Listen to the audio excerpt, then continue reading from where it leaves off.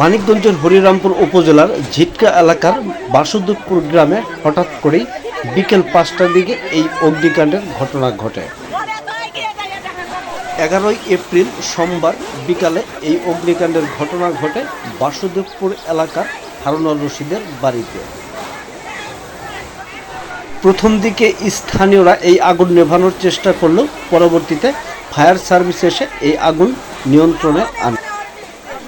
আগুন লাগার প্রায় ১০-১৫ মিনিট পরেই এই ঘটনাস্থলে উপস্থিত হন ঝিটকা বাজারের ব্যবসায়ী মিমি ইলেকট্রনিক্সের মালিক আরিফ হোসেন। তিনি আমাদেরকে জানালেন, ওই সময়টাতে দোকানেই অবস্থান করতেছিলাম আমার, তো আমি বাইরে কিছু লোকজনের মুখে শুনতে পাই যে সম্ভবত আমাদের ঝিটকা হরিরামপুরের ওই পাশে, মোড়ের ওই পাশে আগুন লেগেছে। আমি ঘর থেকে বের হয়ে দেখলাম যে না, সত্যি আমার কাছে মনে হলো যে আগুনের ধোঁয়াই ওইখানে দেখা যাচ্ছে অনেক বড় আকারেই।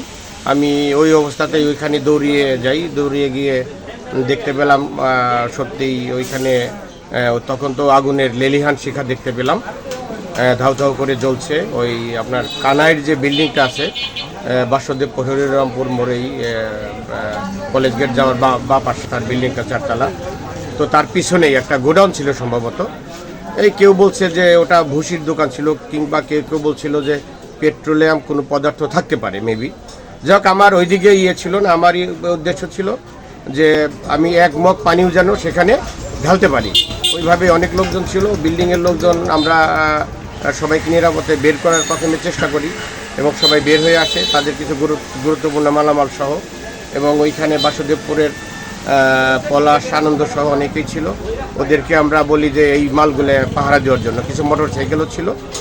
যাই হোক, তারপর অনেকেই আমাদের ছেলেপিলেরা ছিল, তারা ছাদে উঠে তারপর তারা পানি ঢালা শুরু করে, কিন্তু একটা পর্যায়ে পানিও শেষ হয়ে যায়।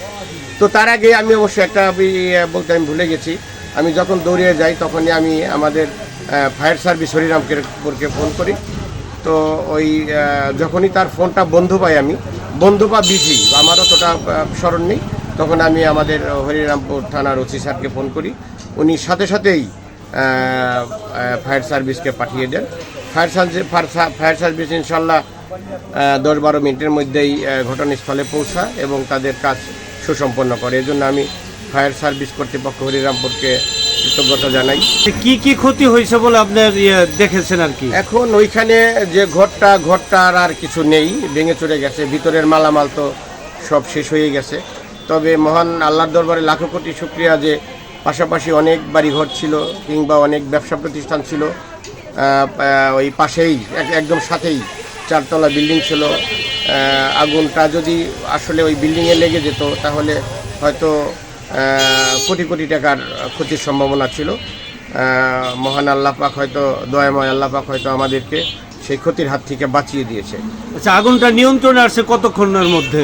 না, খুব বেশি সময় ইনশাল্লাহ লাগে নাই, যেহেতু তাড়াতাড়ি আমাদের ফায়ার সার্ভিস চলে আসছে এবং আমাদের ছেলেপেলেরা যারা ছিল ওইখানে উপস্থিত, বেশিরভাগ লোকজনই কাজ করেছে, তারা অনেক পরিশ্রম করেছে, এজন্য ওদেরকে আমি ধন্যবাদ জানাই। তবে কিছু উৎসুক জনতা, যেটা আমার কাছে খারাপ লাগলো, তারা ব্যস্ত ছিল কিভাবে ভিডিও ধারণ করা যায়, কিভাবে মোবাইলে ছবি নেওয়া যায়। তো আসলে এই জন্যে ওইখানে যাওয়া ওই সব লোকের জন্য ঠিক না। আমরা একদম মানুষ, তো আমরা তো সামাজিক মানুষ, সমাজের কারো কোনো ক্ষতির সম্মুখীন দেখলে আমাদের এগিয়ে গিয়ে সেখানে আমাদের যে যতটুকু পারি সাধ্য অনুযায়ী আমাদের তাদের পক্ষে কাজ করা উচিত।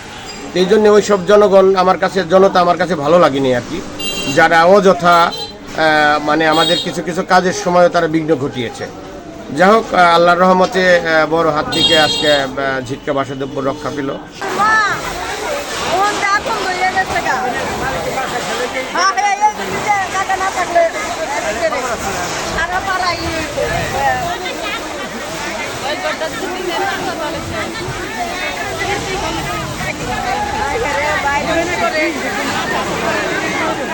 দিনের বেলা দাদা লাগছে দিনে রাস্তা হলো সমস্যা রাইট হলো সারা পারা এসে দিনের বেলা আয়া করতে পারবে না।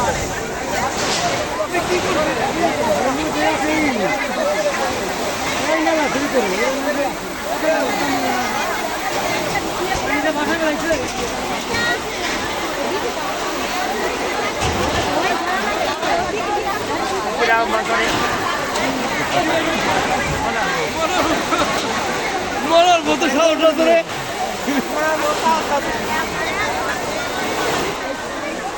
না থেকে গেছে আমি